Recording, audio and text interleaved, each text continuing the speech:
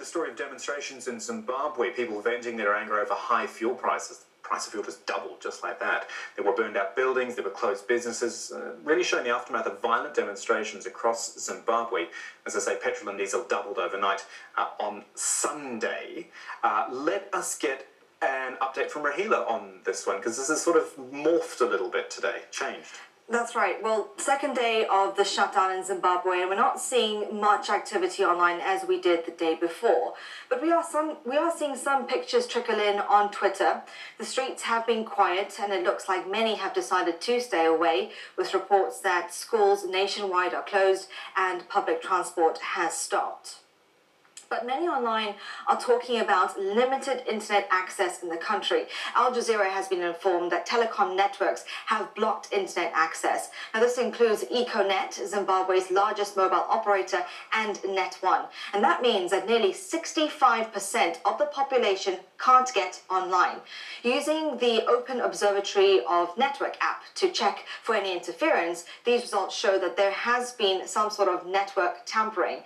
But through virtual private networking apps, also known as VPN, some have been able to get around the ban. However, from what we can see, there is a block on sites and platforms including Twitter, WhatsApp, and also Facebook. Now, according to netblocks.org, a site that monitors global internet disruption, there is an internet shutdown across several cities in Zimbabwe, and it started from Bulawayo and extended to the capital, Harare. We heard from the site's executive director.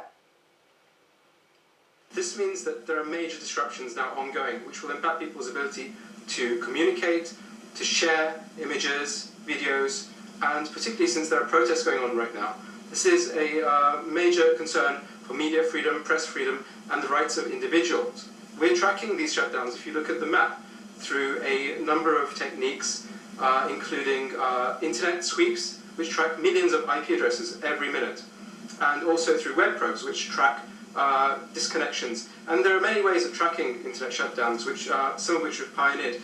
And individuals can actually help out. They can scan internet freedom using devices like these, small probes that you can connect to your network. So it's really important to try to figure out what's going on the ground, because right now people don't have a voice, they're disconnected, and the international community needs to stand together and really try to figure out and piece together what's going on.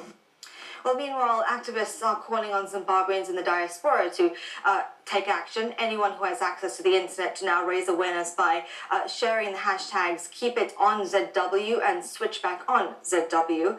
And those that have been able to speak are outraged. Kristen says that this is not the democracy that people of Zimbabwe want, fought for, and deserve. She says the government is shutting down access to the outside world because of their fear of peaceful protests.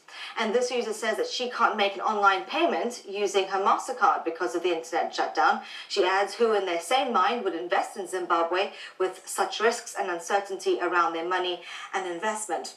Well, at the moment, there is no word from the Information Ministry or the President about these latest developments. Back to you, Kamal.